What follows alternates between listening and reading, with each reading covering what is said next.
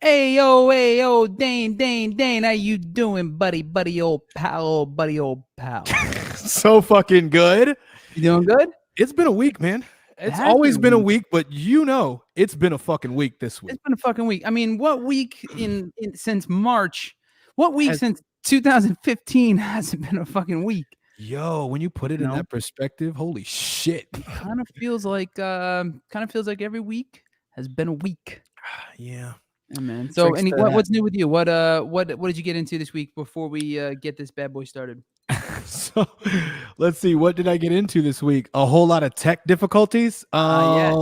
Spilled shit on my fucking laptop last week. If you missed that one, during last Friday's broadcast. Yep. Decided to give a shot to the old laptop. Free booze. Poured one out. Fucking YOLO and shit. Yeah. That's your laptop. It only lives once. Yeah, But I got it all figured out. Thanks in no small part to my partner in crime here, my PIC. Thank you, sir. I appreciate you. I know there was somebody helped you out that you were raving about to me earlier too, right? That was what was it? Jason at Mac Hollywood. Thank you for reminding me. Appreciate that. Jason at Mac Hollywood. He swapped out my motherboard like super fucking fast. Came in and I told him, I'm like, I got a live to do tomorrow. Is there any way? He's like, I'll get on it right now. So on Sunset, Mac Hollywood, Jason, fucking thank you. That is not a paid thing either. Dude just helped us actually get the fucking computer working for today. So thank you. And I appreciate it. So real quick, before we get this started, for those of you who don't know, our buddy Jordan Freda is going to be joining us in a little bit. He's the co-founder of Giant Propeller. They've run marketing campaigns for a bunch of awesome companies like MeUndies, if you're familiar, that Star Wars campaign they did for Spray Grounds, and they actually also did the opening animation for my film Bully. So we'll talk about that a little bit later. More specifically with him, we're going to be talking about his recent travels to Mexico and what it was like leaving the country, going somewhere else in the middle of this pandemic, especially for work. His sweet ass tiger leggings, as you may have seen them in the promo pictures for this. I fucking love those. Those motherfuckers are a legend. And then obviously we're going to be talking about some of the other shit going on this week. Vote by mail, all that crap. The nonsense going on at Fort Hood, which I only just found out about. That's some crazy shit. And Sons of Anarchy apparently got picked up for 2 more seasons. So before we get into that, one important thing that needs to be done is to cue the music. You just a little baby fucker bitch. You just a little baby fucker bitch. Hello. I am Santino the Misfit, and this is Dane the Great, and we are Failure Made Monsters. Welcome to the FM Monsters Weekly Live Cast. I just said that like I know what the fuck I'm doing, but I promise you, I do not. We're winging it. It's okay. That's what we do. We wing it. This shit's live. So when I fuck up, it really happens. Hilarious. As you watch it happen. And there's no editing that out except for after the fact. So if you watch it now, maybe you'll see me do something exceptionally stupid. Most likely, you'll see him do something. Seeing as now this is all tequila. That seems shit, is it? What kind? Okay, a couple things. 2 things. 1, what is your tequila? And 2, how do we feel about Terramana? All right. Oh God. So my usual, we'll keep around in a decanter at home is Casamigos Añejo. But like my go-to for like my favorite sipping tequila is probably Clase Azul Reposado. All-time favorite with not if I don't mind spending an obscene amount of money is Clase Azul's Extra Añejo. But that was I think the only one time I had that was like $300 a drink. Or something stupid like that. But it was hands down the best tequila I've ever had in my life. Okay. But usually I make what I guess our friends call the other day Santino's Old Fashioned. And it's got chocolate bitters, orange bitters, whiskey barrel bitters, a little agave, and Casamigos Añejo on a giant rock. I don't like tequila, but that sounds fucking delicious. It is fucking delicious. Chocolate. It really is. I'm a fan. I'm kind of spoiling myself now. I like tequila neat. I do, but after having these lately, I'm like, I'm not in the mood for anything other than this, and it is delicious. Well, because we know your whiskey of choice. You've been plugging it pretty much every episode. Yes, I will plug it again. I'm actually fresh out. I gotta restock. I need to get some more. Uncle Nearest is what I've switched to from Jack Daniels. Actually, the original recipe was by Uncle Nearest, the Jack Yep. Daniels recipe. So I switched. You done did it. Yep. Real quick, for those of you who don't know, we are live. You can leave us a comment in the comment section. This is as interactive can be when there's only text involved and two idiots talking at a camera in their bedrooms or offices or wherever the hell we are. So yeah, drop us a line if anything you want us to talk about. You can also go to fmmonsters.com and submit little ditties for us to talk about in the middle of the week. If you send us nudes to talk about next time around. If you're feeling too bashful to interact live, also send us nudes. Yeah, send us you nudes. Don't have to, but if you want to, it says on the site. I don't know if you've seen this yet, but it literally says send us stuff to talk about and send Dane unsolicited dick pics. So I fucking hate hopefully you. You get somebody. Hopefully you get. Hopefully some. not. Yeah, you dick. Yeah, big is big what I would say. Gross. All right, so I know there's something you wanted to talk about right out the gate. Yes. About Oprah. You were we kind of briefly touched on it, but if you could elaborate, because I wanted to know where you were going with that. Yeah, so last week we discussed how Oprah had given her cover of O magazine to Breonna Taylor for the first time in 20 years, given the cover to anybody other than herself. Yeah. And a couple days ago, O magazine and Oprah actually bought 25 billboards all around Louisville, and are dedicating them to Breonna Taylor and calling for justice for the officers that killed her. And it's just it's nice to know that, because somebody with that kind of a bankroll won, and that kind of pull. She's got money, right? I mean, I have a few bucks. Money, I think she got a couple sugar daddies. Stedman probably. No, but no, just the fact that she's got all that clout and all that, prestige, and is not going to let this shit ride. It's a good sign, because I mean, the standard operating procedure is it gets a little bit of time, people forget about it, it starts to fizzle, and then they let it fall by the wayside, and the shit just goes, unjustified. You know what I mean? Yeah. So having people in positions of power actually put their money where their fucking mouth is this late in the game, because I mean, we're like, it's something like fucking 70 or 80 days in God, the beginning. No, right? no. I want to say it's closer to 100. It's a long fucking time since it happened. Yeah, because it was like March 13th. Breonna. Yeah. Since Breonna Taylor's murder is March 13th, something like that. Yeah. It's just, I mean, usually by now there's no more media coverage, but this is going to keep it in the public lexicon. Just next thing we need are memes, like we did with Epstein. Yo, seems to be the only other fucking thing people respond to these days are memes. Apparently. Or making shit funny that's not fucking funny. Yeah. Apparently is the way to go. To be fair, that's kind of like what we do. So yeah. And we're good at it. If you take a look to the bottom right of your screen, you'll notice a little baby bunker bitch. It's not funny, but it's funny. But that's more like, good storytelling is what that is. Yeah, there you go. We are professional auteurs. Yeah. We're doing. Speaking of little baby bunker bitch, I know you had to have seen this, right? You saw the Axios interview, right? I did see the fucking Axios. What the fuck? The fuck was that, bro? And can we just make up, like, let's crowdfund a medal for Swan? Is that his name, Jonathan Swan? Right? Yeah. Can we just make a medal for him for most patient journalist in the history of people ever to interview anyone ever?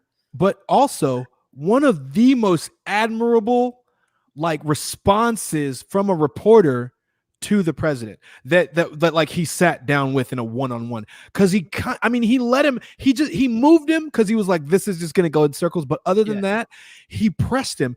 Like, he's like, what manuals, what book, where's this written? It was the most candid conversation I feel like I've seen with him. I loved it. Yeah, because that's his thing. Like, I mean, Trump, being the dipshit that he is, all he does is regurgitate talking points. That's his MO. It's like, this is what I say at my rallies. I am going to keep saying this. I am not going to engage your actual question. I'm just going to keep saying my automatic response to this fucking line of questioning. And then I sit here and I'm like, hey, it's pronounced Yosemite. Yeah. No. Yosemite? Yosemite. Bro. And he was doing it with plasma too, wasn't he? And he said it twice. Wait. He said it twice. He said Yosemite, Yosemite. That doesn't. And when you say it the first time, you're like, oh no, that's Yosemite. It's like when if you were gonna say define night, you'd be like, no, that's not it. It must be definite. And you'd think that like before. I get. I mean, this just has to show that he doesn't go over any of this before he starts talking. No, absolutely not. There's no way nobody there corrected him. You know what I mean? Nobody was like, yeah, no, that checks out. Yeah, Yosemite, I've been there. One trips. It's been great. And isn't that a thing? Like, Megan, good times. I know there are times when you got like just get handed something, you know, just like as far as a speech that you're about to give, and you don't have a whole lot of time to run it. But like if you're in that position, you're the sitting president. No matter when somebody hands you something, you do a quick verbal once over. Like, I'm just gonna read this out loud just real quick to make sure I know the pace of it or whatever before I go out there. You'd think. I mean, and not only just that. I mean, like, not let's put aside the fact that that's, you know, like a historical name in just the United States, and he's the president of said United States. But it's also like, didn't he ever watch like the Looney Tunes and shit? Like, it's not Yosemite Sam. Like, what are you doing? You know? Bruh, that shit is it's so fucking maddening. Anyway, but yeah, so and then in the Axios interview when he actually brought like paperwork. The charts, the giant chart with the huge colored bars on. He's like pointing to the bottom. This is the good one. You see like on here? It means we're the best because we're last. And he's like, "Is it like so? You do more testing than where?" He's like, "Than the world." Yeah, that was the graph. All right, so come on, man. First world country, and everyone else has got us fucking crushed. Yeah, but at least collectively. Collectively, and I think we're aiming right now to catch up at this current pace. A sad state of affairs when the motherfucker you're a president and you can't let someone talk. You try to bulldog your way through. Like, and that was what was killing me. I'm like, you spent your whole like presidency and your whole campaign bagging on Barack Obama. Have some couth in an interview, just a little bit, just a minuscule amount, just to say, okay, Obama acted like that. I can do better. Minus just a minus amount. You know what I mean? Like you put the wrong emphasis on the wrong syllable is what you did right there, sir. Emphasis. It's just like it's like it was like watching a child. It was like watching a child. Like, and I know that's the go-to for talking about, but it's because it's so fucking accurate. You're talking about Trump. You're talking about someone who deals with shit like a child.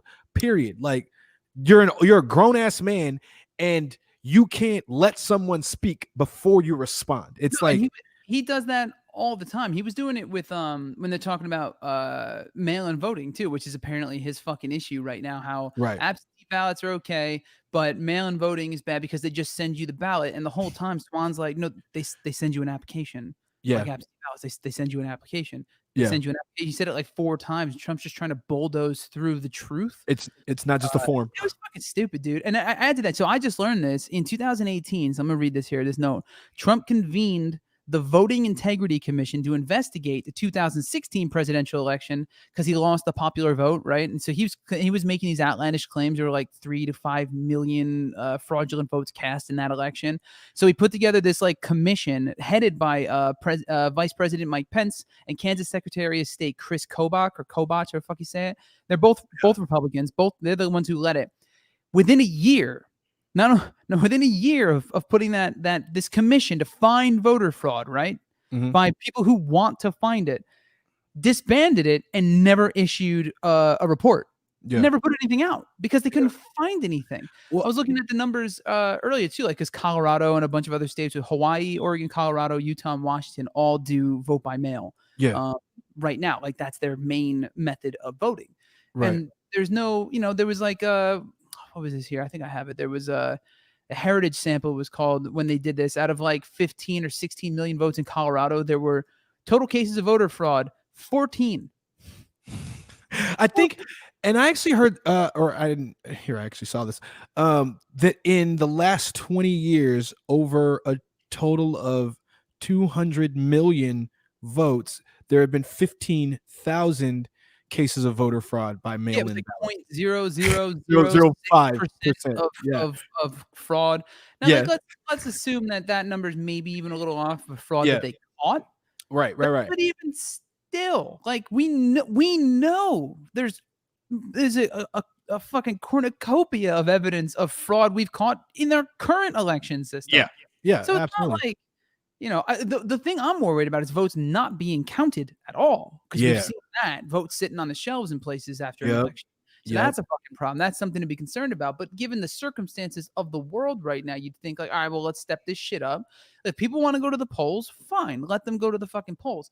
I'm more concerned about like the volunteers and shit. Like people are like, oh, if you can do this for 15 seconds, that's fine. And they're like acting like nobody else works at these things. Like there's no other human beings there. Real quick. Yeah, Rolando just jumped on. He said, "Hi guys, sorry I can't stay on. It's okay, Rolando. We see you and we appreciate you jumping on for a few minutes. Big happy birthday to you, big boy." Thanks for checking in, brother. Yeah, continue. Sorry. Hello to Fernando as well. Thanks for coming in, man. What's up, Fernando?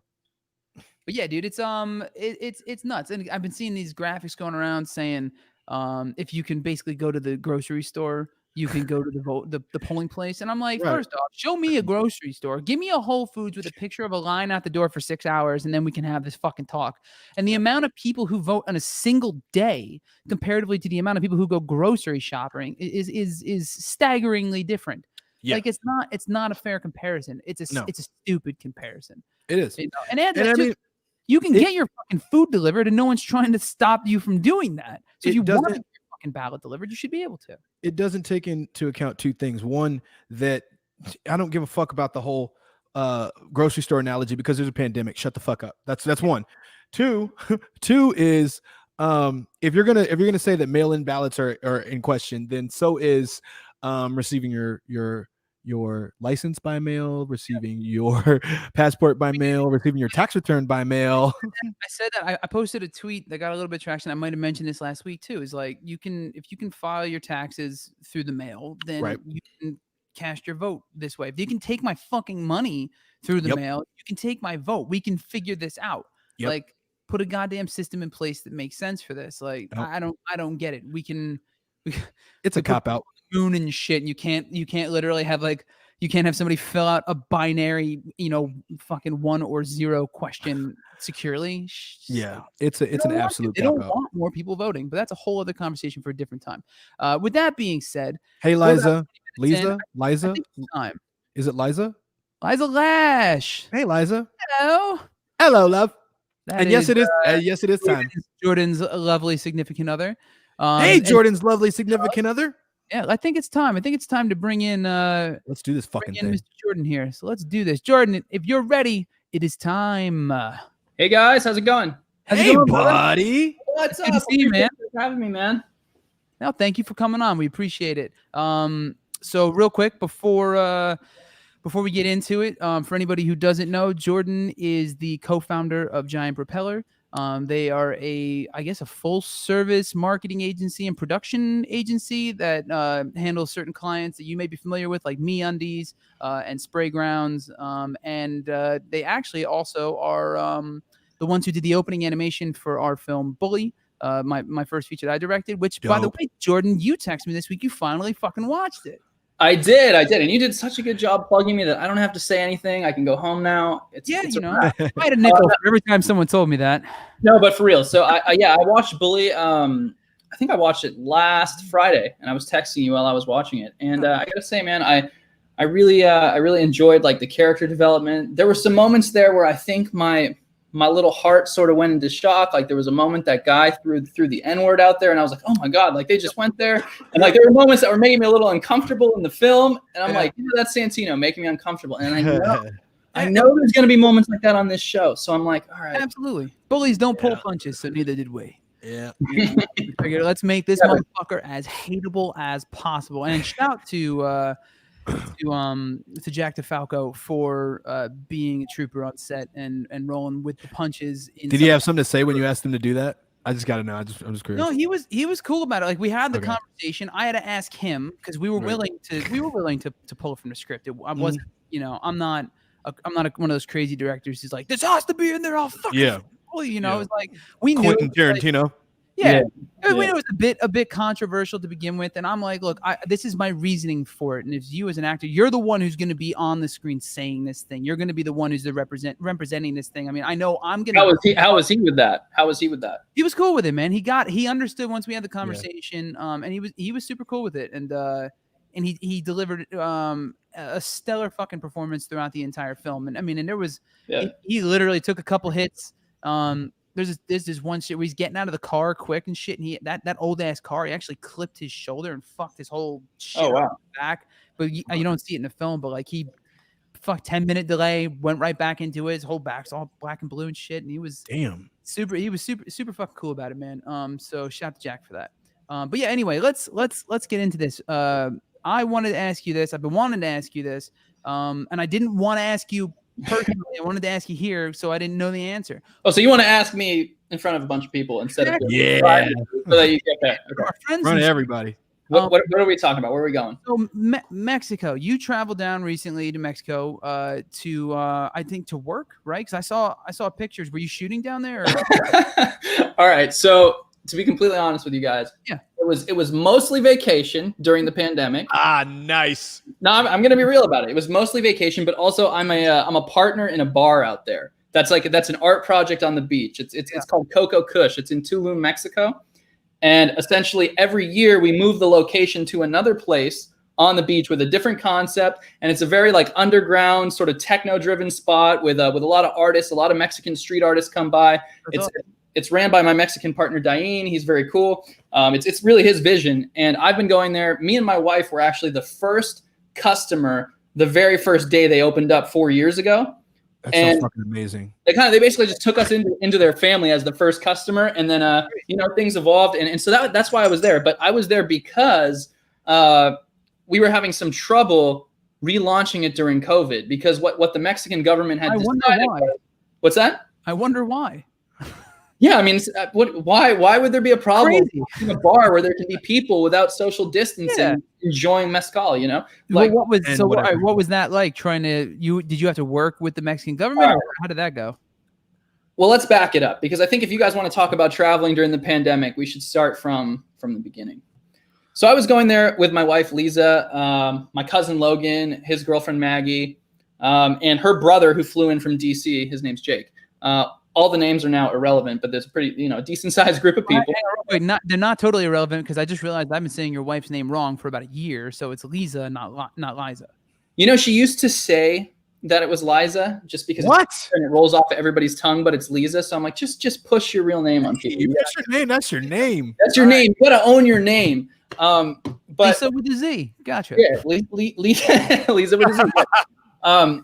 Now, so check this out. So we were all, as most good citizens, when the pandemic hit, I was freaked the fuck out, right? Yeah. I was like, I knew about this before a lot of people. I feel like in early December, we were looking at videos from China at your office. Yeah, and I have, and my art director at my office, he's Taiwanese, but he spent a lot of time in China. So he and I were going off on it. And he was showing me the videos of people falling over dead. And then he was showing me these concentration camps that China has right now, which, by the way, China has concentration camps. That's real.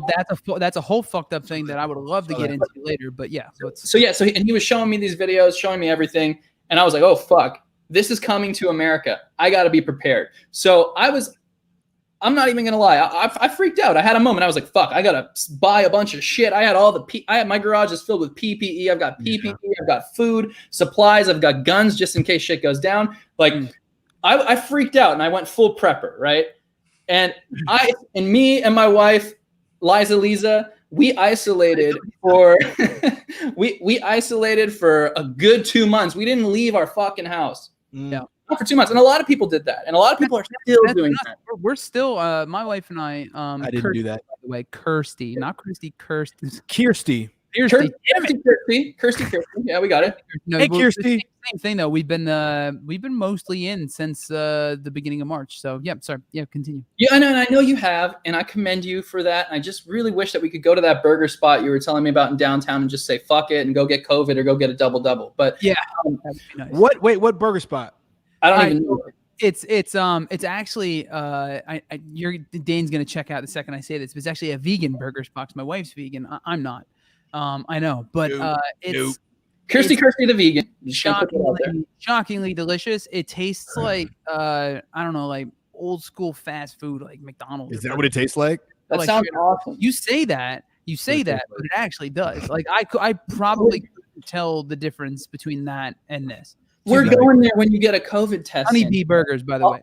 I don't personally care to go get a COVID test, but I will get one to be with you.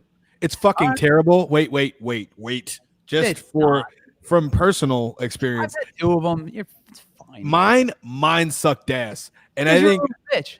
No, you had because I don't know what janky ass fucking half a doctor gave you yours, but my motherfucker tried to stab my brain, and it was terrible. We went we had the same nurse do it both times, about 2 weeks apart. The first one was right before my upper endoscopy. I had to because they wouldn't let me into the surgery center before without it. And the first time we went, gotta say hi to my sister. She could like scrape my thoughts. What's that? Your sister? Which one is your sister? Scraping your thoughts. Monica is my sister. She was scraping. Hey, Monica. What's up, Monica? She was. She was scraping my thoughts, and it was, it's a little uncomfortable. But I've had I don't know if you've ever had it. I've had, I've been singing since I was like 13, so I've had scopes, vocal cord scopes, and they go through the nose and drop a camera all the way down your throat. Yes. So I've had that a bunch of times before, and it's not that dissimilar, except they usually use like a lidocaine or some shit before. I thought you were gonna say, because you've been singing for a long time, you've been doing a lot of cocaine, and the afterburn sometimes feels similar to a COVID. 1,000%. I mean, and then I get really mad when someone throws my cocaine in the champagne fountain. He said it. He fucking said it. He fucking That's said our next it. single, by the way. Wait a minute. But you gotta make it bigger than that. That is, ladies and gentlemen, everybody watching at home. That is officially the title of the new single coming very fucking soon. Very fucking Hey! All right, there you go. We might have to. I've been trying to figure out if I can promote that on Facebook without them blocking us. Like they did with Little Baby Bunker Bitch, and the word cocaine's not going to get pushed. Santino, you always try to promote shit on Facebook that are words like cocaine, fuck Trump. Like, it's not going to work. Hey, I got one of the fuck Trump ones through on Instagram, very briefly. You did very briefly until they went 1984 on you and censored you, just as they go 1984 on everybody else now. Yeah. But all right, so here's this thing with the pandemic. So we were locked in 2 months. I was like, you know what? I got to go on vacation. Priorities. B, deal with my little bar business while on vacation. So me and my family, we're going on this. Coming up with an excuse to go to Mexico. Yeah, I mean it's a legitimate reason, but it's an optical excuse. So it's both in the same. It's both in the same path. Absolutely. So we go to the airport, and I'm like fucking Bubble Boy.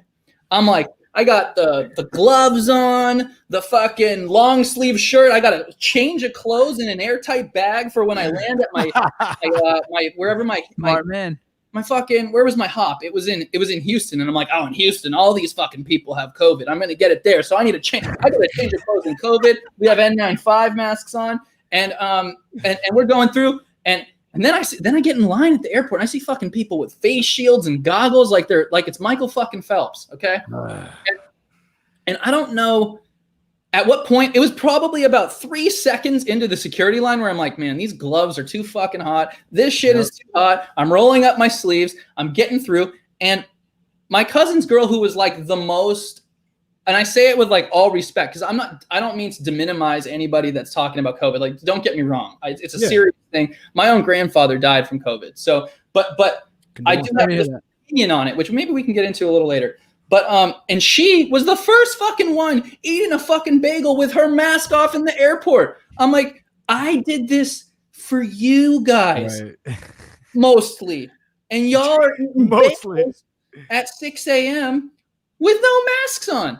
And so from there, what happened? I gotta say, there was nothing was different about the airports. All the planes were full. All this propaganda that you see about, we at United American Airlines, what we did is we made the middle seat. So people can be 1 foot. They did that for like a week for photo ops, and then that was and then they remembered they had to make money.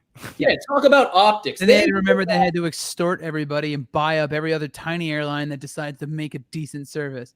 Right. That's a whole other episode.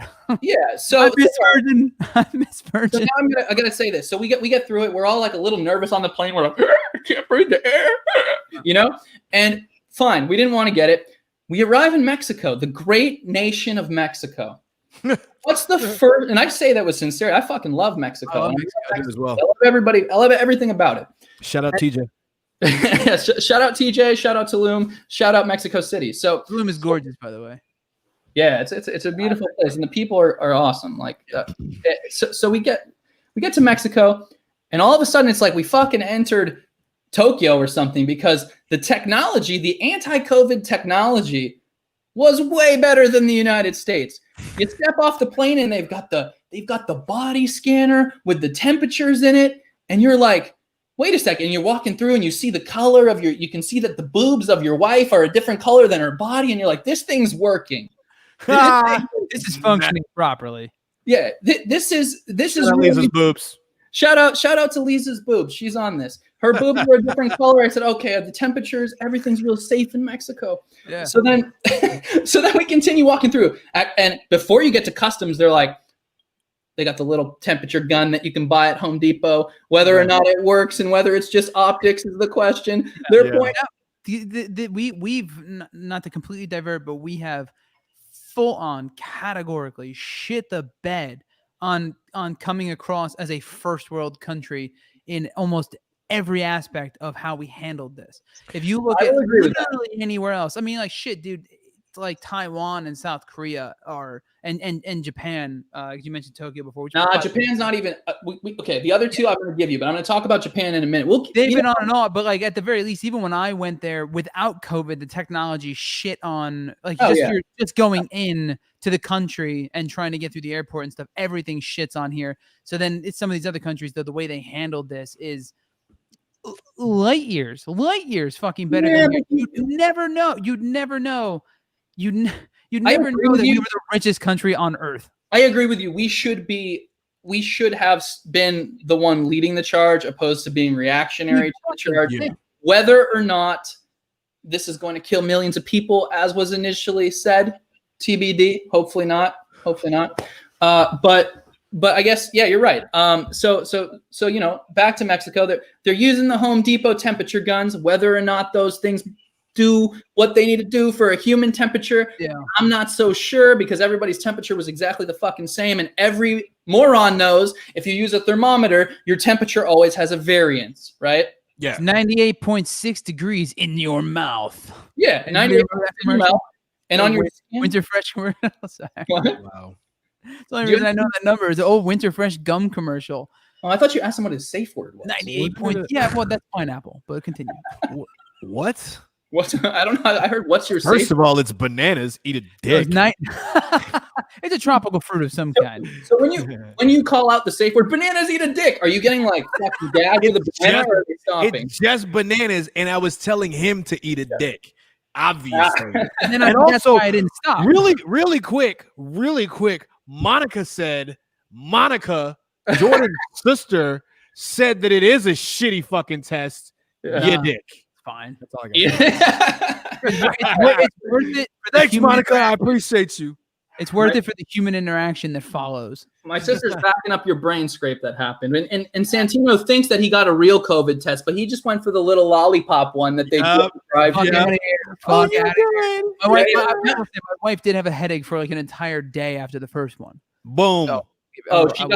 She got the monkey wrench. Yeah, we both did. We got the where they poke you in the back of the skull for your nose. Oh, you got that one. Okay. Yeah. Okay. So you got the real COVID. Crying about it. Fuck you. Dane had to get the safe word out when he was getting the COVID test. Bananas, fucking bananas. All right. So anyway, so we're in Mexico. What happens? We get through customs. You know what they have there when you get out at every restaurant in Mexico. Restaurants are open, by the way. And when you get in, you don't need to wear masks. Bars are open. When you get in, you don't need to wear masks. We'll get to the optics. We'll get to the optics of the situation. But everywhere, there's little mats, these little rubber mats. And these motherfuckers, they are crafty. The Mexicans are crafty. We couldn't even do this in America because we can't make anything in America. That's another story. But you go there and there's a rubber mat with a stamp of the coronavirus. It's like a coronavirus branded mat, and it has an inch of bleach in it. And before you go into every establishment, you have to step in an inch of bleach and have your temperature taken. With your shoes on? Yeah, with your shoes on, so that if your shoes had the virus on it, the virus is now neutralized. That doesn't make any sense, because what if it's on literally any other part of you? But now you're asking a great question, Santino. Now you're asking what does make sense? What does make sense? Hang on. All right, so you're gonna. I already know where you're going with this. You're gonna argue that this stepping in an inch of bleach is the same thing as most people wearing a mask, because it's largely a visual representation of safety, but it's fake. Kind of like the entire TSA. What we're talking about here.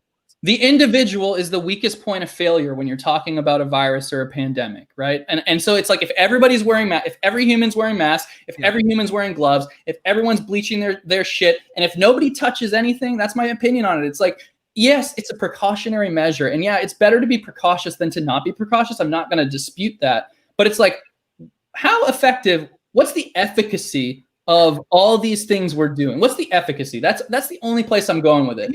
No, I get that. And like, so for some reason that conversation's been hyper politicized in the United States of America, but and then the argument somehow ignores the fact that the rest of the world has adopted this line of thought that social distance, wear masks, quarantine if you're sick. That's Sure. it, right? Yeah. Get tested as often as possible, blah, blah, blah, blah, blah. So just do all baseline things.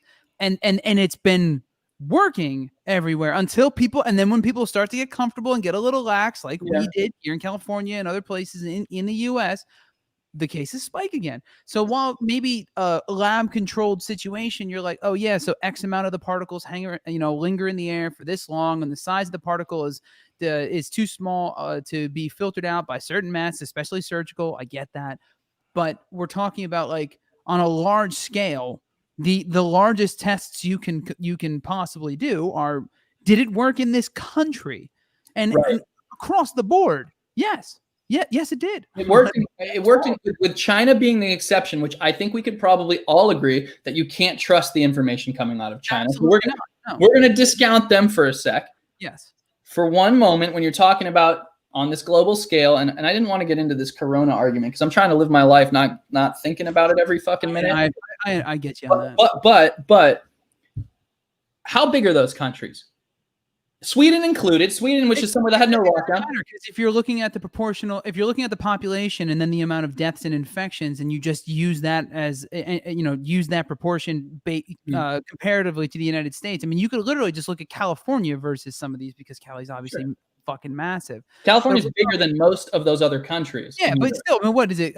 Even Swan said it in the interview to Trump's face. Like, what is it? South Korea is somewhere around like 52 million, and they had like 300 deaths. Sure. Because they tested like motherfuckers out the gate. They shit on everyone with testing out the gate. And Korea is the two most popular versions of masks you can get right now.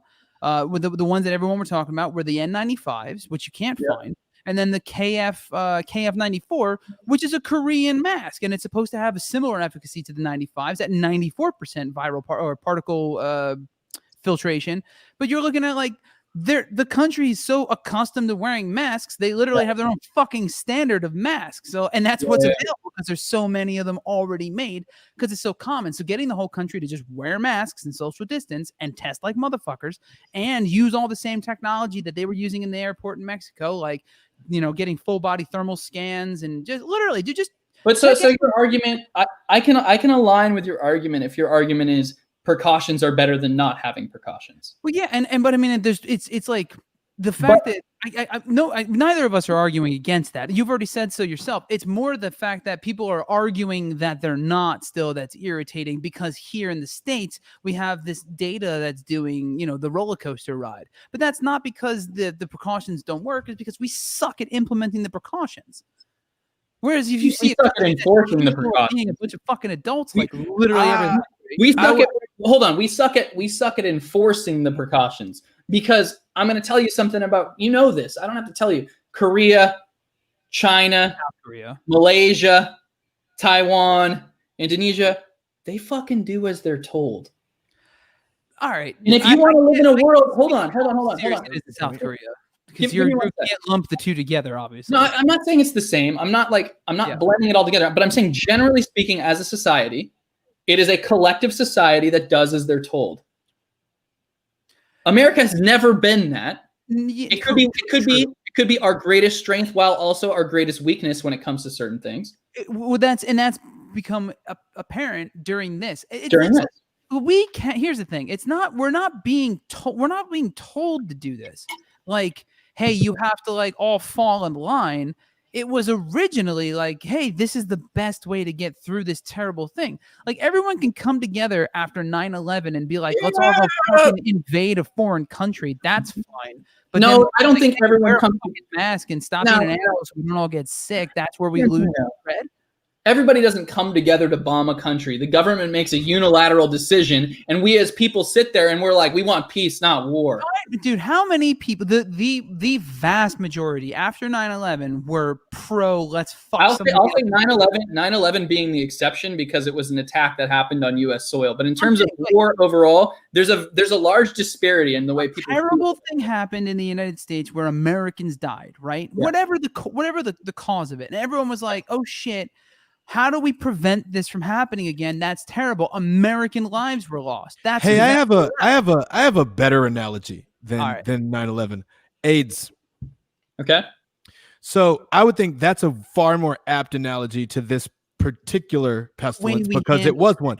When it became the kind of thing where everybody can get it, not just homosexuals. If you notice the collective awareness change all of a sudden, it was like, oh, we don't need to worry about that, shifted into right around like the mid to late 80s. Yeah. Oh shit, we need to wear a condom. That's just what we have to do. That's just what we have to do now if we don't want to get AIDS. And that lasted until we kind of found a treatment for it. And then it was like, okay, otherwise we still would be. Wait, like, we found a treatment for AIDS? I didn't even know that. Oh yeah. Well, not for full blown, but definitely for HIV. HIV, but for not to keep it not to keep it from getting to the full blown AIDS virus. We did find treatment for that. That is extremely effective, though it took a long time to kind of get to this point where it actually can be effective. The point is, had we not of, I guess at least accepted, okay, this is this one precaution that we can take, whether it's the most, 100% foolproof precaution or not, we're going to do it because, we don't want to die in that way. And what I've kind of been trying to get my head around is how come it is that something not even as invasive as wearing a condom, not even as boring as wearing a condom is so shunned at this point. Is it just the collective like thought process that, oh yeah, we're in a different time nobody now? Had a problem throwing themselves through a fucking a radiation machine at every airport for the sake of stopping terrorism. That was fucking fine, even though we know the efficacy of that is fucking damn near zero. Like, you can literally smuggle anything onto an airplane. People have done it a million times. What's it called? It's called security theater, right? Something like that. Exactly. Yes. Thank you. Well, but now is security theater. Yes, but here's the thing. It's like we're showing the efficacy in other countries. We've seen it. We've seen security theater does it. Now, mind you, security theater may have worked here. To be fair.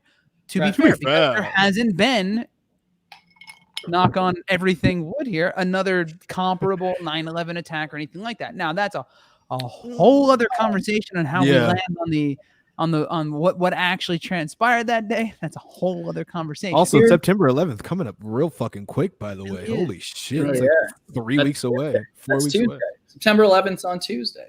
It's on a Tuesday? It is the Monday. Oh wait, it's fucking August. It's August now, but like a month from Tuesday, we got. I can't keep track of time in the pandemic. No, it's true. It's the pandemic continuum time machine, is what it is. But look, so I agree. Precautions are better than not having precautions. Fine. I don't think it should be mandated. True. Just me. I don't think you should force it on people, but I think people should step up to the plate and do it. That's the problem. That's the problem. Like, so the TSA is mandated. You have to go through the TSA to get on a plane unless it's a private plane. Seatbelts. Because people aren't going to subject themselves to this if they don't have to.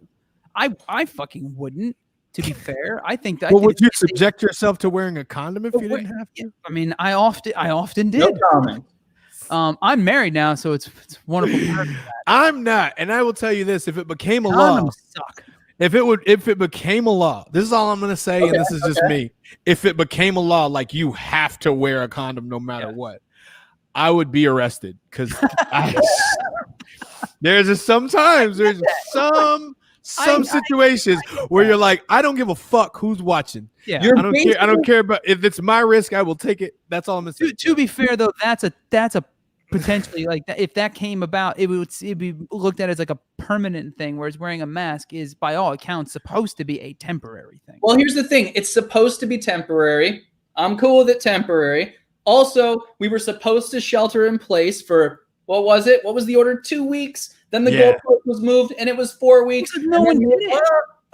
And then Eric Mayer Garcetti was like, "Nah, fuck it. It's 6 weeks. Now it's fucking till the day we decide it's not." Yeah. And the goalpost is moved. But if that strategy worked, because come on, guys, be real. LA was shut the fuck down. Oh yeah, it was shut down. Dope photo ops too. At what point do we say, this strategy might not be the strategy, because if it's still growing and cases are still growing and we were all in our fucking houses for 2 months at least. Jason.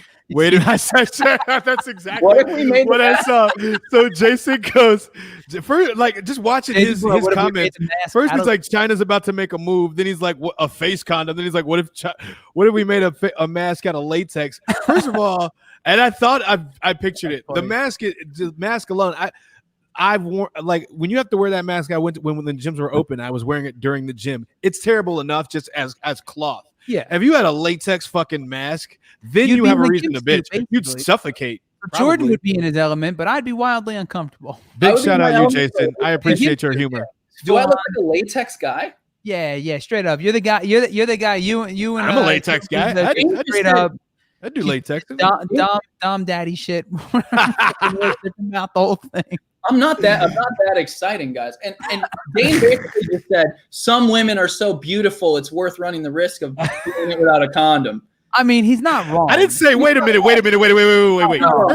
First of all, don't put words in my mouth. I didn't say some women are so beautiful. I said some pussy is so good. There is a difference, sir. But between a beautiful woman and good pussy. Sometimes you could be not that pretty. This brings up a more important question. How do you know before getting into the pussy that the pussy is that good?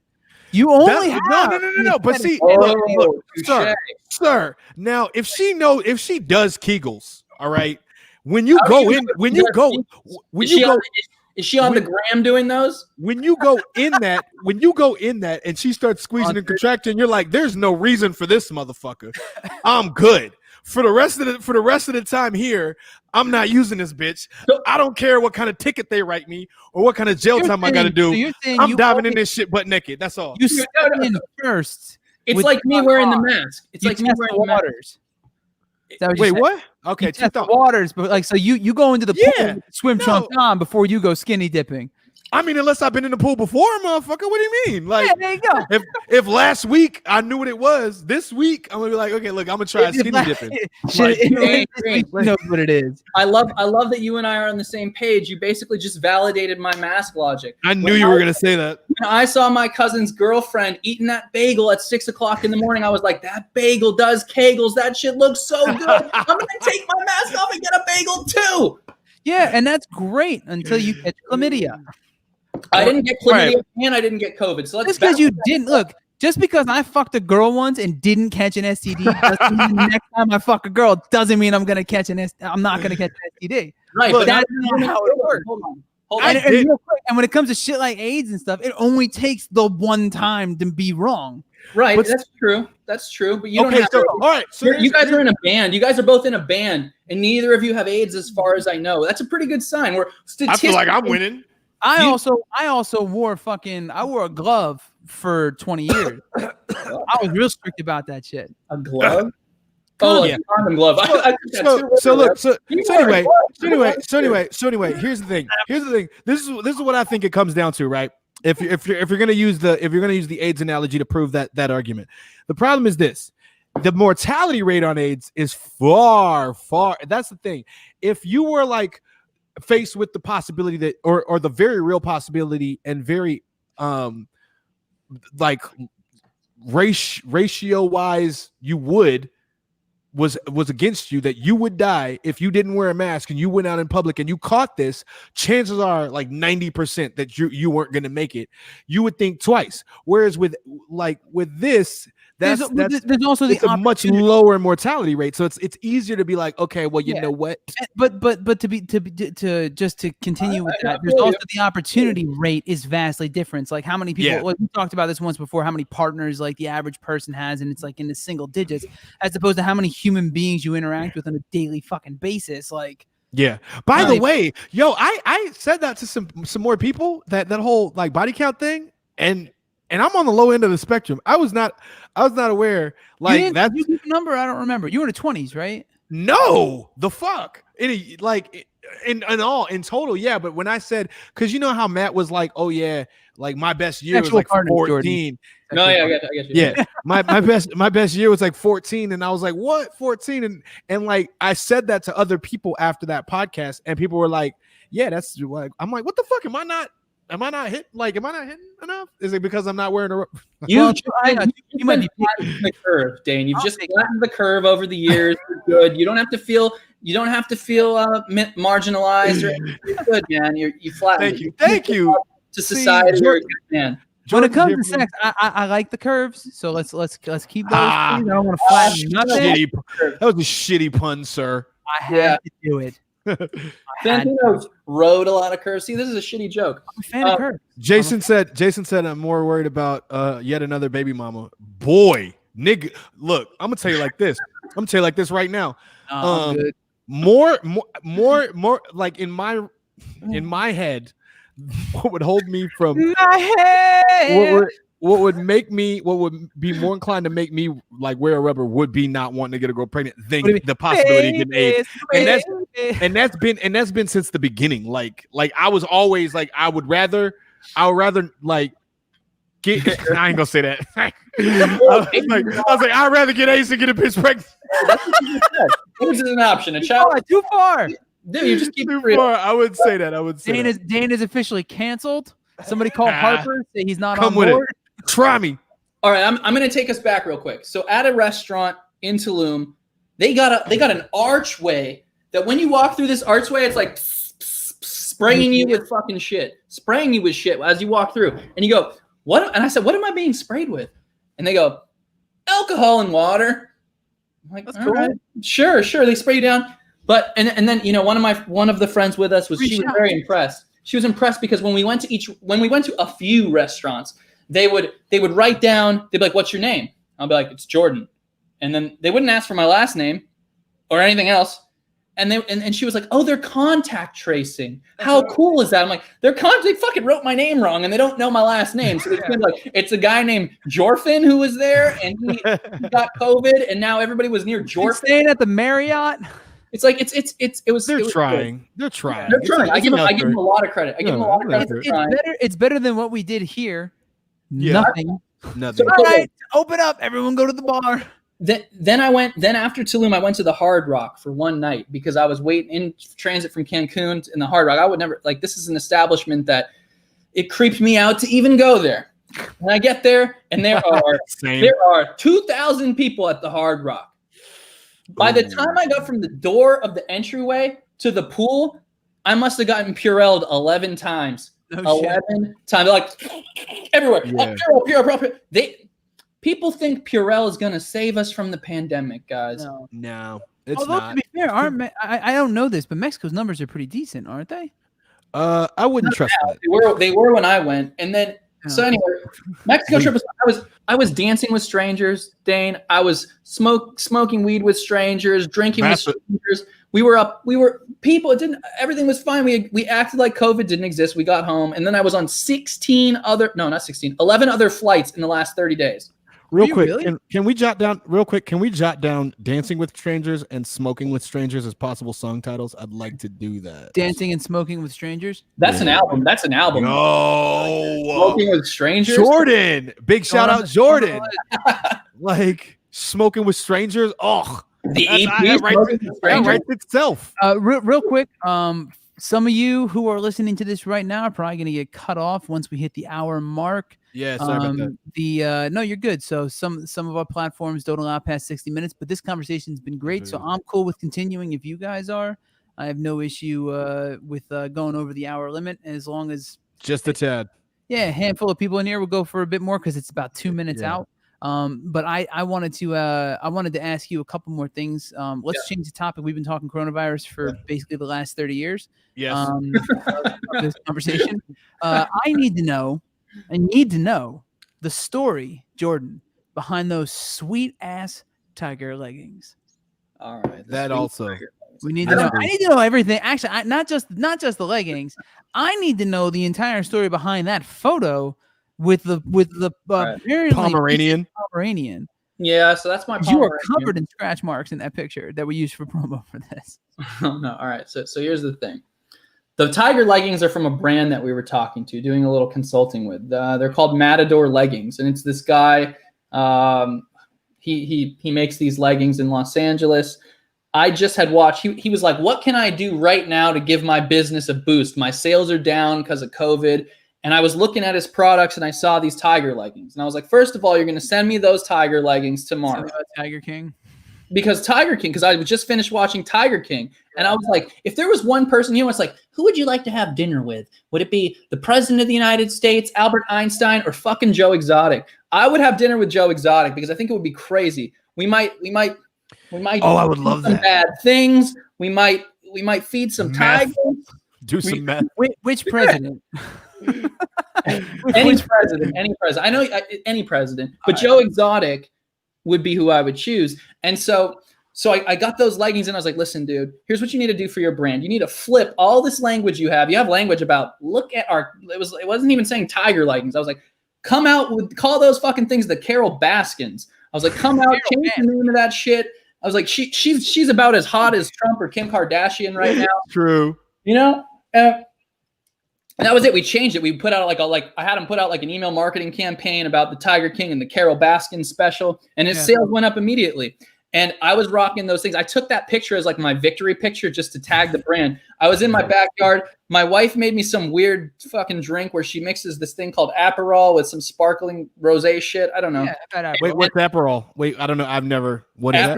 It's a tall, weird, triangular, skinny red bottle. Yes, it's a liqueur. It's a liqueur. Okay, it's weird. It's hard to describe what it tastes like, but it's usually used as mixers in different cocktails. Yeah, and it's an okay drink. It's all right. So I'm in the backyard. I have those pants on. My dog jumped up. I was like, hey, take a picture. And I have really sensitive skin where if I scratch myself, you get scratch marks. The first one came from the dog. The rest came from me. And I was like, take the picture. We're going to put it on IG, and it's the victory picture. That was it. The one. That's the story. And those leggings are comfortable. I liked it. Yeah. If you're also looking for leggings, you can check out mainstreammisfits.shop. Hey, such a subtle plug. I saw a Shopify commercial. With Santino, yeah. and you were like, looking all sexy. Yeah, I try, but not very hard. It was pretty sexy. What's that? Oh, it was pretty sexy. Half a chub. Already I guess it was like a month or so into this whole quarantine thing. And I have no idea how. I've been using Shopify for years. I use Shopify for Mainstream Misfits for the store. I use it for some of the other brands, Jordan, the ones that we're working on together. Yeah. And I've been, so I've been using Shopify for years and years and years. And I don't think I've ever, other than tech support, I've never talked to anybody like, the main offices or anything. And I just got this email out of the cold blue. They had somehow become aware of my social media presence and my store at the same time, and asked me to we're good, and asked me to be I guess one of the artists, because I guess they're trying to do like this artist centric thing for people who use direct to garment and print on demand services and stuff, and I use Printful. It was interesting. They asked me to just do this spot, and I'm like, all right, sure, why the fuck not? So we talked about it, worked out the details, and they were supposed to tell me when it's going to come out, and then all of a sudden, like in 1 week, people are fucking tagging me, and that shit has millions of views, million plus views on the first version of it, and Yeah, they must have dumped a lot of money into it. One thing I've learned is don't look at the comment section of shit. Some of them are great, and they're like, someone's like, don't God look bless at the you, comment you're so, section. you know, whatever, this and that, and nice things. And then other people are like, what makes you the original misfit and all these other things. And I'm like, fuck, I just want to go in there and respond to everybody, but Yeah, why don't you? I started at the beginning, and then I feel like it's a realized, rabbit hole, though, isn't it? it is. That's the thing. And I do it Yeah. anyway. Usually when people post dumb shit about politics, like I don't know if you've Right. seen this copy and pasted like chain thing that's been going around where it's like Oprah canceled her magazine, Ellen's show has been canceled, Tom Hanks became a Greek citizen, and it's like Justin Bieber confirmed that Yummy's music video was about Pizzagate, like all these listing all these things, and I'm like, no, she didn't. She's not doing the print. It's going full digital because it's fucking 2020. Ellen hasn't been canceled. They fired an executive producer. Like I'm just going down the list. Yeah. And I'm sitting there like, and Justin Bieber's song was written by 5 other fucking people. Like literally, there's like 5 or 6 songwriters, and that has stopped. There's this whole list of shit, and I'm like, why am I doing this? And I do this every time I hop in the comment section on Facebook. Like, why am I doing this? I had to get off Facebook with all the political. I do it anyway, but I just shouldn't. And on that specific thing, I was like, let's let it roll for a bit. I'll jump in there again. I've been on there a couple times, but I try not to dive that in that rabbit hole, man. If I start to feel like I'm getting deep, I'll be like, nope, this is gonna fuck my day up. I'm good. Fuck all of y'all. Fuck all of your opinions as a whole. I just make a sweeping statement. Fuck all of you. What'd you say, Jordan? I said that's the better choice, honestly. It is. I don't do it. I don't do it personally. My wife gets pissed at me for this all the time because I'll wake up in the best mood. I'll check Facebook. I'll see something, and then I'll be sitting there for about 10 minutes just slaughtering somebody in the comment section, and but then I'm still in a bad mood afterwards. And then you text me. I can't fucking believe these fucking people I fucking hate, and I'm like, God damn it, it happened again, didn't it? Like literally, the first sentence in this massive thing you posted is false. The first fucking 10 words of this. You've come down on me before. I know you have. You've come down on me. So like, I just Google this shit. We all have access to all the information in the world. This is not hard to figure out. Just look it up. The shit I'm telling you, I didn't know 10 seconds ago. Like some of it I did, and other things I'm like, no, that just doesn't sound right. Is that true? Let's look it up. Oh no, it's patently fucking false. That's it. So you're gonna spread this shit around that Chrissy Teigen's a pedophile because she made some comments about a fucking show once, and now you're gonna lump in 20 other people about it. They're all from Hollywood, but then at the end of the same message, say Hollywood's been silent. Everyone you're talking about is in Hollywood. That's absolutely what they're gonna do. That's absolutely what they're gonna do because they're fucking idiots. Which begs the question: why engage? And the Venn diagram of those motherfuckers voting for Trump too is like just a big purple circle. I'm just saying. Hold on. Did you see the video with Biden touching the kids? Yeah. What do you guys think? Other than clever editing? No, it's not. No. So 2 things. Somewhat. One was it? One thing. No. Straight up. I'll be straight up about this. I think Biden was the weakest Democratic candidate in the entire field, without question. I think he's a trash candidate. I do not think he should be president. The only reason I think he should be president is because Trump is the only other option. Trump is literally the bottom of all barrels. He is human garbage. At least we know Biden will bring people into the cabinet who are like, hey, science is a thing. Global warming exists. Climate change is real. Science, like the scientists who study epidemiology and infectious diseases are probably the fucking authorities on how to handle a pandemic. The jerk off who, sells gold towers and puts his name on Chinese buildings and tells you he's the greatest deal maker ever. Fuck that guy. Breathe. But you're saying it was rapey, though. It was rapey. You're giving it to Biden. You're saying it was rapey. No, it's not. Some of it, like, is it, if you look at it out of context, especially without knowing the guy, you can turn the volume down. What's that? You can turn the volume down and not listen to the fucking ASPCA sad dog music that they put on it. All that, like, just straight up, like, he's a creepy touchy old grandpa type. But like, I'm Italian from New Jersey. Like, I could literally point to like half my relatives who acted the exact same way my entire youth. Do I think they're all fucking pedophiles? No, I think there's an entire generation of people who don't like look at each other like human contact is a sin. They don't look at it as like a bad thing to be like. I'm people just moving to Los Angeles. Like I said, I'm from Jersey. Like, half the people like my grandfather would kiss me like all the time. That doesn't mean anything. It's just we're Italian from Jersey, like that's how we are. And I mean, you go to Yeah, but he knows you though. But whatever. No, like I know. No, look, I would meet strangers and full on like hug them and touch them and stuff. But like, is it weird to be brushing a little girl's hair and shit? Is that like too weird? Strangers?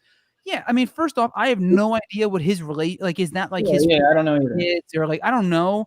But let's assume it's not. Is and it it's fucking weird, but I'm not gonna jump straight to pedophilia. Like there's no, I don't think it's pedophilia. I think he's a creepy, touchy old grandpa. He's just fucking weird. That was an entire stereotype in like old commercials, like the big grandma with the giant glasses and the shower cap on. You know, that was like that's how prevalent it was in his generation. So when you're looking at a little girl or a little boy and you're like, oh, you're so beautiful. How old are you? 17 when they're 6 years old? That's a little fucking creepy. It's a little creepy.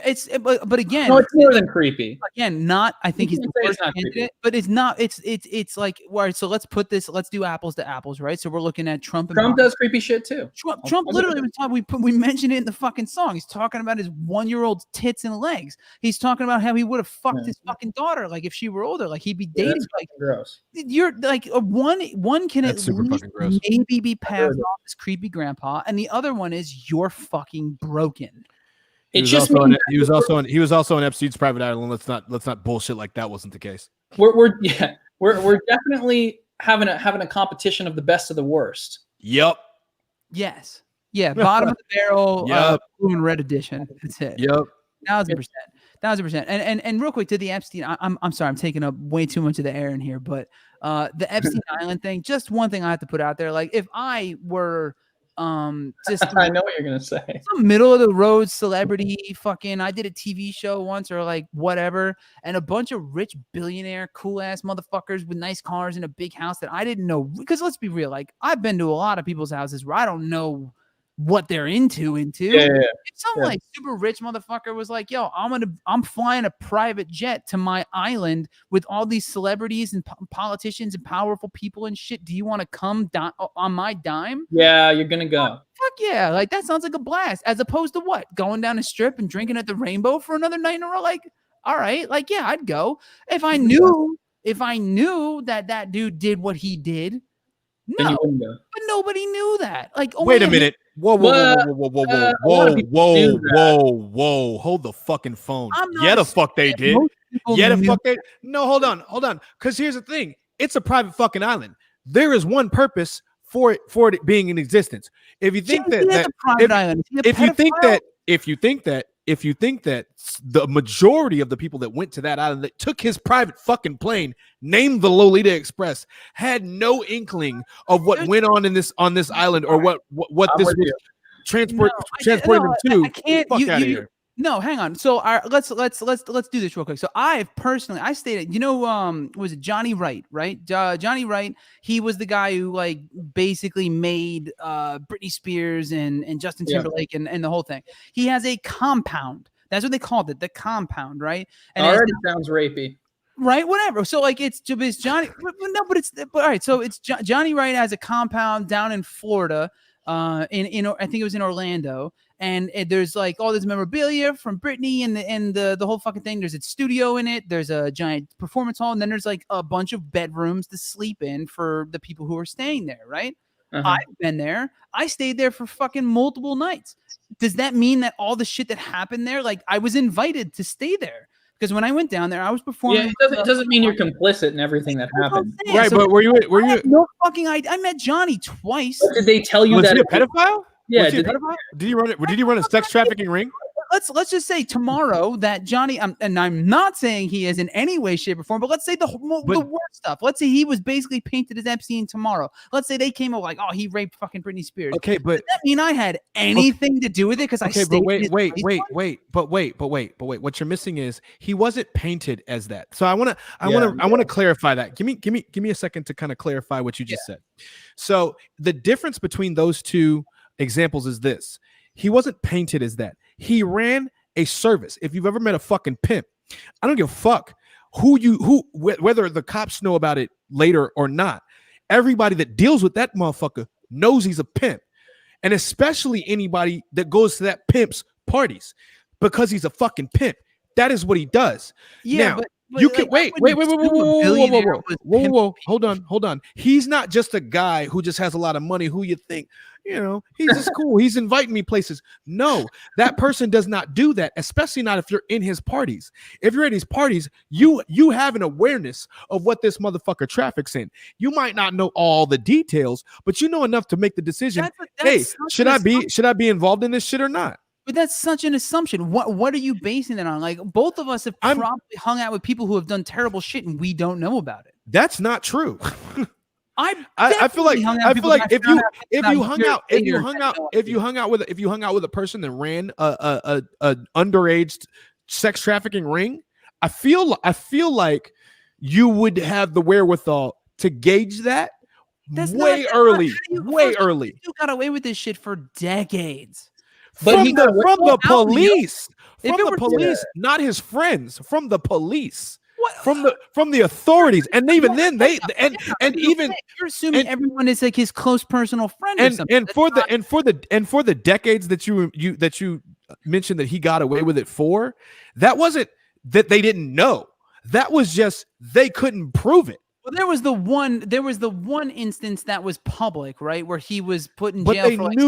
But they knew even before that. They knew. So I mean, dude, I've met a bunch of fucking people. I doesn't mean I know anything about them, but I've gone out to dinner and hung out with these people. This is not you going to a private island whose sole purpose is to traffic underage girls. Is not going out to fucking dinner with this person. You're assuming. Like, if I knew that detail, if anyone knew that detail, you would know that detail if you're getting on the jet to go to that island. You would know that. Not at all what that means. Like, if someone's, I've been to places. I've been to a house of a person who I had no idea was a like full-on dealer, hanging out at his house. Been there more than once. Had no fucking clue.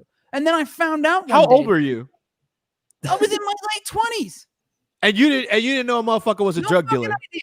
No, not like this. Okay, so here's the thing. You might be able to say that about the random riffraff that showed up to the fucking party, but you can't say that about somebody who's taken the flight 69 fucking times. You can't say that about somebody who's in dozens and dozens and dozens of photos with this person, who knows his entire circle. People you just going can't. back and forth repeatedly. That's a different thing. But like, I think there's one instance, and I keep going back every episode we've talked about her. But I like Chrissy Teigen, right? Do you think Chrissy Teigen is a pedophile because her name showed up on a manifest once? Who is Chrissy Teigen, by the way? John Legend's wife. She Okay. used to be like on IGTV or IGN or whatever, the gaming thing. I think she's. Oh, I know who she is. Okay. She's. I personally, like, my wife and I are a fan of John Legend and Chrissy. We think they're awesome. Like we. Oh, my aunt Cheryl. That's my aunt. She says people knew what was going on. People did know what was going on. I think a lot of people knew. Say that. I think a lot of people knew. I'll plant my flag. I think a lot of people knew. I'm going to tell you something right now. Yeah. And you guys tell me what you think. So I have a friend who's a very high profile musician celebrity, right? Yeah. He's got a son. All right. And I've hung out with him many times, kicked it, smoked a little weed, gotten into some deep conversations. Yeah. And one of the very first things he ever told me in our deepest of conversation was that he fears for his son and the way his son grows up, even though these people have millions of dollars, because the music industry and the industry of Hollywood is filled with pedophiles. And he's had to take his time and effort to keep his son shielded from it. I mean, I've definitely. Come on, guys! You guys live here. We've all seen some weird shit. Let's be honest about that. Yeah, and that's kind of what I'm getting at. Is like, I've been around enough weird shit, enough weird people that I'm not going to pretend that I know everything going on with everyone I've ever been around. So I don't want to like just start assigning like, all right, you hung out with this person, so you're like them. But like, to Dave's point, you're also not on the 19th flight. Group together, and I really don't know anything about you before the last 3 years of your life. I just found out how old you were this week. Sure, but if you're on that plane 19 times, like 6 times, not the same. I just not even in the same room. I know you lived in Texas. I knew you for years, and I never knew that. Still not even in the same room, bro. Slaughtered people in your past. If that showed up tomorrow, does that make me like complicit in serial killing? No. multiple times going back and forth. Not Yeah, the like not one the time same. or this and that. Like I'm That's just like saying, okay. Let me put it in perspective. no other evidence. That's like me being the fucking CEO of Target and you have no idea that I sell things for a living. That's what that sounds like to me. I mean, to be honest, knowledge. it sounds like that's what it kind of sounds like to me. I've hung out with you multiple times. I've been to your parties. I don't know what you do Real quick, for money at all. I honestly don't know what you do for money. I know you bartend occasionally. You work at I don't know what the fuck else you do. I literally don't know the answer to that question. Yeah, it's weird. Exactly. Yeah. Exactly. Anywho, on that note, you know what I like, Santino? I like that when shit comes down to it, you're never gonna snitch. That's how I know we can do business together. Nah, man. Nah. There it is. I won't. Let's. I hang out with all the pedophiles. You have no idea. You know what happens. I'm in Lolita Island Express, whatever the fuck it's called. Anyway, real quick, I love Chrissy Teigen. I really hope it's not true. On that, I wanted to get one last quick thing in here that I think is really important. Jordan, you're working on. You released an app called Life App. Yeah, so I'm a partner. I'm a partner in an app called Life App. Yeah, can you give us a quick update on that? Yeah, so this is something, I work on all these brands and I do all these things that, for the most part, they don't really have an impact on anything other than commerce, right? And making money. I mean, of course, businesses fuel people's lives and that's good in itself, right? But I always want to have at least one thing that I'm doing that's like benefiting people's lives. Yeah. Beyond monetary benefits to people's lives. And so I actually was we knew the show. Yeah, that's why I knew the show would benefit a lot of lives when we did it. So I found out about this app. I started using it. I started chatting around on it. This app existed before me. Okay, it's an Australian-based company called Life, LYF, and essentially what the app is. And what we've helped build it into, because we've been working together now for about a year and a half, and I was brought in to help restructure it and bring it to the forefront and attract more users. It's the world's largest virtual support group. So what it is it's a place where you can go for free. It's an app on the iPhone. You can get it at life.app, lyf.app, and whatever you're going through and whatever you're struggling with. You said a PP. What's that? You said a PP. Life.app. Just wow. You're still on Epstein's jet, bro. You got to come back. Well played. So Life App, what it is, you can go there and there's other people who are going through the same thing that you're going through, who are on the other side of a certain struggle or issue. So it's a really good resource to talk with, real human beings about real world issues. And then the secondary or primary sort of goal behind it is, we're trying to make access to mental health services affordable for essentially everyone in the world, right? Traditionally, going to a psychologist or a therapist runs you about anywhere from $100 to $300 per session, which obviously already discriminates many people who want to seek help and speak to somebody. Yep. But on Life App, what they've created and what I've helped bring up is you can access certified therapists and psychologists by text session. For $9 every 30 minutes. That's amazing. So for $18 an hour, at any time, any moment you're struggling, you can go there and access it, and they act as a resource, and and it's a place where you can go to get help, make new friends, and just have any conversation you need to have. That's totally awesome. judgment free. And that's why I've been a big proponent of some type of like universal health care, because I think mental health is one of the most overlooked issues in the United States of America. I think obviously we know it's a massive contributor to homelessness here, especially in Los Angeles and all. So that's awesome. So that's life, lyf.app. I said APP as well. That's hilarious. So all right, we are pushed for time here. We're gonna bail out. Once again, this is the FM Monsters Weekly Livecast. Thank you all for tuning in. Thank you so much. Big shout to our special guest and our first full-on guest, Mr. Jordan Freda of Giant Propeller, co-founder over there. Thank you guys so much. Yeah. Thank you, man. I appreciate it. You and I will obviously be talking again very, very soon, because we have a big project that I look forward to announcing with you in the near future, which maybe we'll do another one of these once that goes live. Dane, yes. I love you, buddy. I love you right back. So we have if you haven't seen it yet, Little Baby Bunker Bitch is out on YouTube. And The lyric video just dropped too. It's a good one. It's a good one. Thank you very much. We just dropped the lyric video. You can check that out on YouTube as well. FailureMadeMonsters.com for our socials. Blah blah blah blah blah. I'm Santino the Misfit. This is Jordan. I'm Dane the Freda, Great. and we love you, motherfuckers. Thank you all very much. Please tune in again next week, Friday at 6 p.m. Pacific Standard Time, 9 p.m. Eastern Standard Time, because that's how time zones work. Have a good night.